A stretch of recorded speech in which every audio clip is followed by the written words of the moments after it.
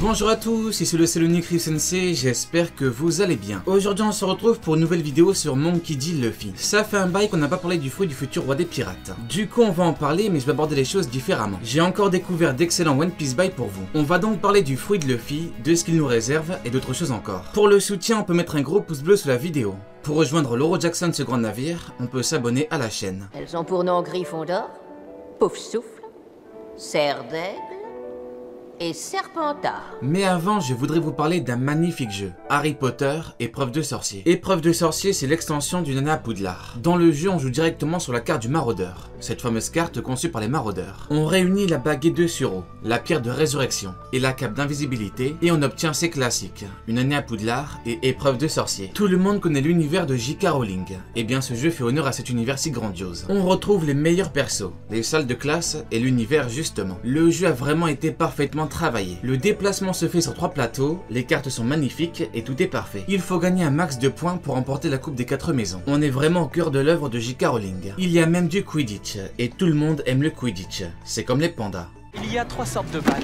Soifle est libéré. Le match commence. Les poursuiveurs se passent le soifle et essaient de le lancer à travers un de ces 3 cercles.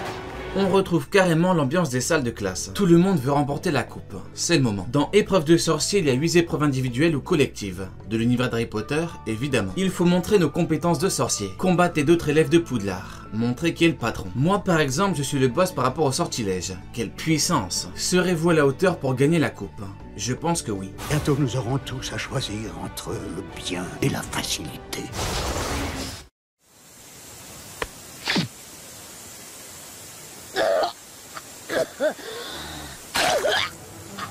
Le Gomu Gomu no Mi est le fruit du caoutchouc qui a fait de Luffy un homme caoutchouc. Luffy l'a mangé sur Fuchsia par erreur dans le bar de Makino. Déjà, l'auteur ne lui a pas donné ce fruit pour rien. En réalité, c'est un choix mûrement réfléchi, et c'est parce que le caoutchouc est l'un des matériaux les plus intéressants. D'après l'auteur, dans notre monde, Luffy serait brésilien. Le Brésil est la patrie d'origine du caoutchouc. Les Indiens ont découvert le caoutchouc il y a plus de 2000 ans. Ils se sont très vite rendus compte qu'il était très utile. Ils l'ont utilisé pour le transport, les vêtements et même le soin. L'origine du caoutchouc, c'est un arbre, l'arbre à caoutchouc ou les verras du Brésil. À savoir que le caoutchouc est carrément surnommé l'or blanc. Le pétrole est surnommé l'or noir, et on connaît l'importance du pétrole dans l'histoire. En réalité, le caoutchouc est un matériau qui a révolutionné le monde. Que ce soit pour l'automobile, l'aviation ou encore le médical, le caoutchouc est primordial. D'ailleurs, il permet directement la fabrication de plus de 40 000 produits. Cette matière première très convoitée n'est pas banale. One Piece est l'aventure d'un homme caoutchouc avec un chapeau de paille. Pour ceux qui ne connaissent pas l'œuvre, c'est pas forcément très attirant. Sauf qu'en réalité, là où c'est génial, c'est que rien que ces deux éléments cachent de grandes choses. Le chapeau de paille est le chapeau du roi des pirates. Le chapeau a suivi Gold Roger durant toute sa vie jusqu'à l'ascension. Il a appartenu à Shanks qui est plus tard devenu empereur. Désormais, le chapeau de paille suit un homme qui sera un jour le roi des pirates. Et ensuite pour le caoutchouc, eh bien on en revient au début de la vidéo. Le caoutchouc est un incroyable matériau. Qui dit incroyable matériau, dit incroyable potentiel. C'est comme par exemple pour Jose, l'homme diamant. Le diamant est un incroyable matériau très résistant. Il aura permis à Jose d'encaisser une grosse technique de Mihawk,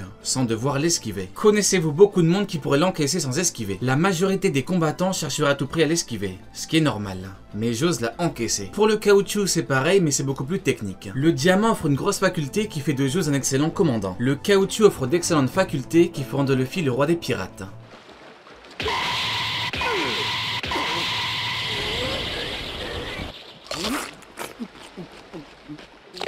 Il y a 3 types de fruits, Paramecia, Zoan, Logia. S'il avait eu un Zoan, le potentiel évolutif n'aurait pas été énorme. S'il avait eu un Logia, il aurait été trop puissant trop rapidement. Par contre, un Paramecia c'est parfait parce qu'il évolue sur long terme. L'auteur savait pertinemment ce qu'il faisait. Il avait compris le potentiel du caoutchouc. Garder de l'eau contre Crocodile, être un isolant contre Ener, pompage du sang pour le Gear Second, tout ça. En plus d'avoir ce fruit, son père c'est Dragon et son grand-père c'est Garp. Donc il a un gros potentiel de base et un gros potentiel pour son fruit. Tous les ingrédients sont présents pour avoir un pirate d'un énorme niveau.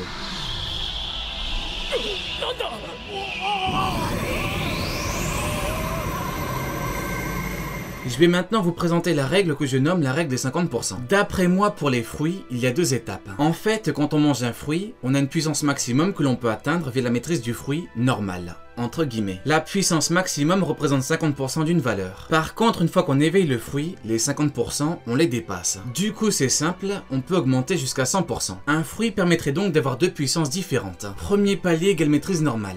Deuxième palier égale maîtrise de l'éveil. Prenons Doflamingo. Sur Marineford, il a montré la puissance de son fruit. Puis sur Marineford, il a montré une puissance bien différente. En effet, on a eu deux étapes, une maîtrise normale et un éveil. Doflamingo a donc dévoilé l'éveil du Ito Itonomi. Il change des immeubles en fil, il a des techniques surpuissantes, il a une bird cage, une cage cheatée. Même Fujitora n'aura pas réussi à l'arrêter. La cage est incroyable justement parce qu'on parle d'éveil. Un éveil c'est hyper puissant et hyper mystique. Ça paraît trop puissant, c'est normal, c'est le principe. Ensuite on a Katakuri, l'éveil de Katakuri. À la base Katakuri produit du mochi, mais avec un éveil, il est devenu l'homme mochi dans tous les sens du terme. Dernier exemple, Douglas Bullet. Dans le film Stampedo, Bullet a montré un éveil de fruits des plus incroyables. Il aura fallu du monde contre lui. Kizaru ne voulait pas y aller. Akainu dira très énervé, il a donc atteint l'éveil. Ça montre bien que ce n'est pas anodin. On parle de quelque chose d'énorme. Je dirais donc qu'on atteint l'éveil une fois qu'on a atteint les 50%. Voilà pourquoi Doflamingo dit que c'est compliqué. Il faut de base atteindre les 50%. Mine de rien, Luffy a déjà une très bonne maîtrise du fruit. Gear Second, Gear Third, Gear Force, Boondoman, Tankman, Snakeman. Luffy est tout simplement un génie du combat. Hors combat, il n'est pas forcément très intelligent. Par contre, pour les combats, c'est un patron. Quand une personne atteint l'éveil, elle le sent. Elle a une sensation de gain de puissance. Un énorme gain. Pour l'utilisateur, un éveil c'est un autre monde. Il n'est plus bridé par une maîtrise normale. Désormais, il peut être bien plus puissant. Depuis qu'il a parlé avec Doflamingo, Luffy est allé sur Zou, puis Whole Cake, puis Wano, puis Onigashima. Factuellement, les Mugiwara deviennent plus puissants à chaque arc. Luffy a affronté Crackers, Katakuri, Big Mom et Kaido. Par rapport à son fruit, il a dû comprendre qu'il pouvait passer un stade. Il a affronté des monstres en se donnant à 100%. À chaque fois, il utilise le Gomu Gomu no Mi. L'éveil, c'est pour bientôt.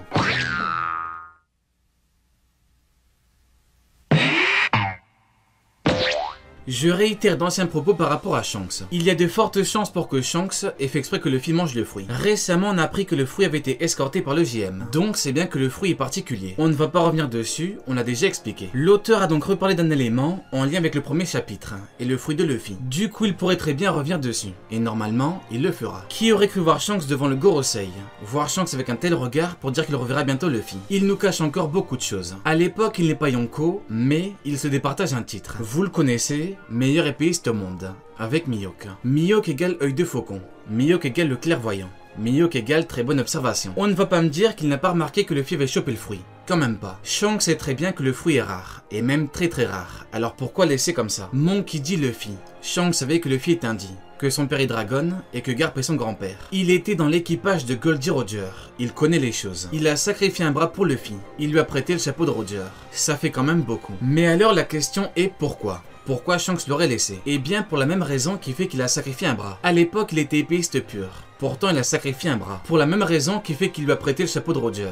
Le chapeau du roi des pirates. C'est pas n'importe qui. Shanks a cru très vite en Luffy. Il ne voulait sûrement pas que Luffy soit au courant du fait que le fruit lui était destiné. Il ne fallait sûrement pas qu'il se sente trop aidé. Bien sûr, Shanks lui a sauvé la vie, mais là c'est une question de vie ou de mort. Donc il a de fortes chances pour qu'il ait délibérément laissé manger le fruit. Ce n'est pas sûr, ce n'est qu'hypothétique, mais attention, l'option est réelle. Roger attend un homme en particulier. Oden savait que Luffy allait venir sur Wano, 20 ans plus tôt. Le destin, gardez ce mot en tête. Le destin, certains sont au courant. Pourquoi pas Shanks?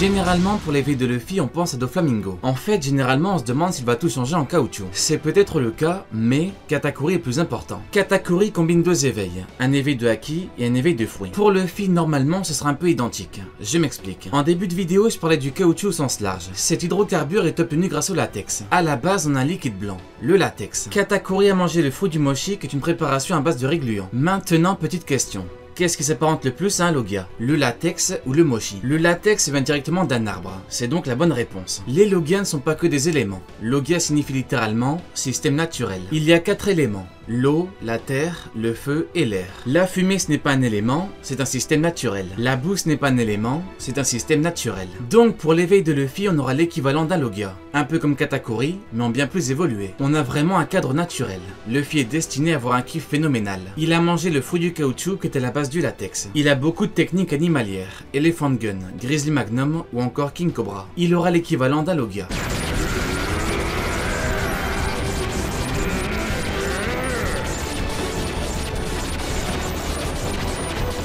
Luffy contre Cracker, c'est un aperçu de l'éveil. En effet, rappelez-vous du Kongen. Pour bien le combattre, il a multiplié ses membres. On aurait donc une potentielle multiplication supérieure des membres de Luffy. Avec éveil, Doflamingo et Katakuri fera bien plus fort. Avec éveil, Luffy frappera bien plus fort. Il a démonté l'outil en le rafalant avec une grosse vitesse et une grosse force. Imaginez la même avec le niveau actuel et plus de membres. Mais alors, est-ce qu'il changera des choses en caoutchouc? Eh bien, c'est probable. Il pourrait carrément changer les outils adverses en caoutchouc. Il pourrait même combattre avec du caoutchouc comme Katakuri qui combat avec du mochi. Au début du combat, on voyait bien que Katakuri voulait montrer qu'il était un Luffy mais en mieux. Sauf que Luffy est destiné à avoir une bien meilleure maîtrise. Il n'y a rien de choquant à imaginer Luffy combattre offensivement avec du caoutchouc. Sinon, il aurait fallu se plaindre pour Katakuri. Maintenant, la question est, éveille ou pas contre Kaido? Eh bien, c'est fort probable. Pour vaincre un tel monstre, il faut tout donner. Il est surnommé la créature la plus forte au monde. C'est le roi des bêtes. Donc, si Luffy le bat, est-ce qu'il aura le surnom? Eh bien, en fait, ça dépend, parce que pour Kaido, il y a une immortalité apparente. Par contre, des pirates considèrent réellement que Kaido est le plus puissant au monde. Donc, quand Luffy le battra, ça va être incroyable. Encore une fois, voilà pourquoi Shanks surpasse Kaido. Luffy post-Onigashima ne sera pas le plus puissant au monde. Même si Kaido a un peu combattu avant, ça ne change rien. Le plus important, c'est d'avoir une énorme puissance brute pour le vaincre. Via son immortalité apparente et son fruit, il est surtout le roi des créatures au sens bestial. L'un de ses surnoms étant bien sûr le roi des bêtes. J'irais même jusqu'à dire qu'il représente le dieu des animaux via le dragon. Donc, une fois que Luffy l'aura battu, il pourrait être considéré comme tel. L'ancien patron perd sa place, le nouveau patron la récupère. Il le battra sûrement avec une technique animalière, cumulée avec une puissance divine, royale et ou mythologique. Allez, Diane, tu n'auras pas regardé mes vidéos pour rien.